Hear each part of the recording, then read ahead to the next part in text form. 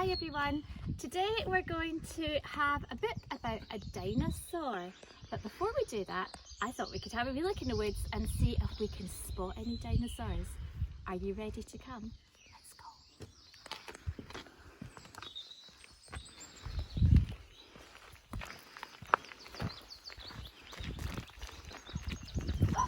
I think I saw something! No way! Did you see that?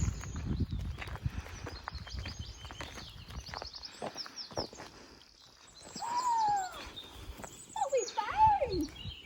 He looks very shy. Will we go and ask him if he wants to join our story?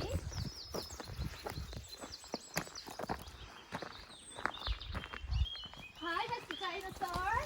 Hello! Would you like to come and join us our story time? Fantastic! Let's go! Okay.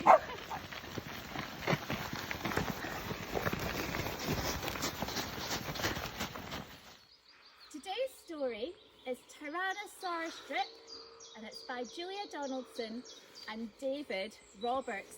Are we ready, Mr. Dinosaur? Fantastic! Here we go. Oh, you're very cute. In a swamp beside a river, where the land was thick with veg, lived a herd of duck-billed dinosaurs who roamed the water's edge. And they hooted up with rivers, and they hooted up with reeds, and they hooted up with bellyfuls of juicy water weeds.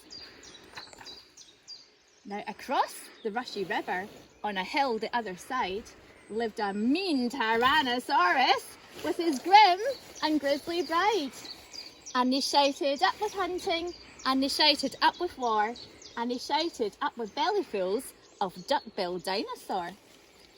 But the two Tyrannosauruses, the grizzly, mean and grim, couldn't catch the duck-billed dinosaur because they couldn't swim.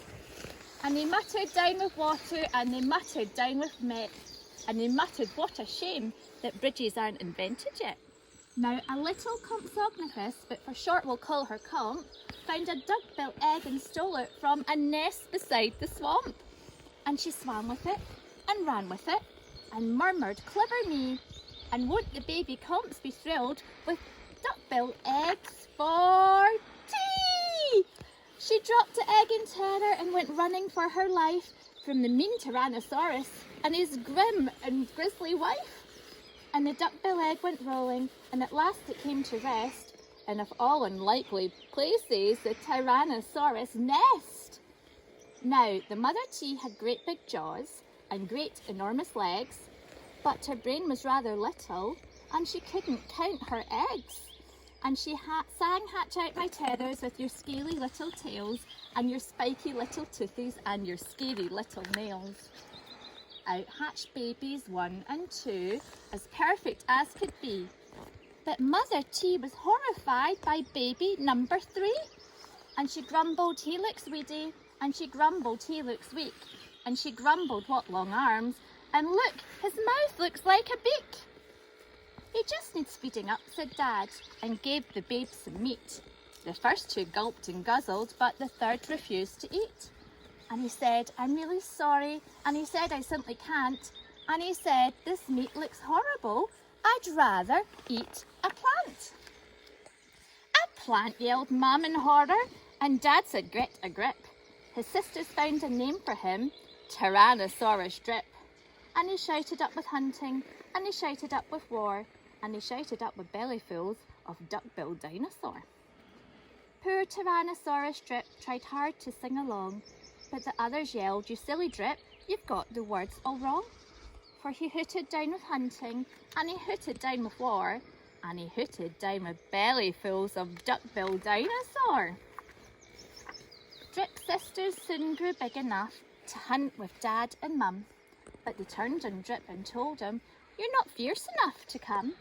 And he cried, "They've gone without me," and he cried, "Alack-a-day," and he cried, "This doesn't feel like home, I'm going to run away." So he ran off to the river, where he saw a lovely sight, a herd of duck-billed dinosaurs all hooting with delight. And they hooted up with rivers, and they hooted up with reeds, and they hooted up with bellyfuls of juicy water weeds. As he stood there on the bank, a surgeon urge took hold of him, and he jumped into the water and discovered he could swim. And the duckbills came to greet him by the rushy river's edge, and they hooted, "Nice to see you," and they hooted, "Have some veg." And Drip, who was delighted they hadn't run away, ate bellyfuls of water weeds and played with them all day. Then he gazed into the river and he asked him, "Who, oh who, is that creature in the water?" And he laughed and said, "That's you." That night the lightning crackled and a storm blew down a tree, and it fell across the river, and the cheese cried out, "Yippee!" And he shouted, "Up with hunting," and he shouted, "Up with war," and he shouted, "Up with bellyfuls of duckbill dinosaur." Drip's sisters stepped onto the bridge, but then began to frown, for there in front of them stood Drip, who yelled, "Look out, look down!" And he looked into the water, and they each let out a yelp, and one cried, "Water monsters," and the other one cried, "Help!"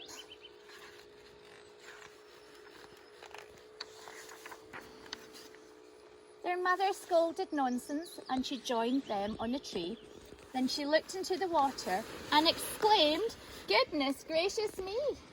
The three of them stood trembling, and Dad said, "Get a grip. You're all of us as drippy as Tyrannosaurus Drip." He strode onto the bridge and scoffed, "I bet there's nothing there." Then he looked into the water and he jumped into the air. And spluttering and clinging to the branches of the tree, they went whooshing down a waterfall all the way to sea.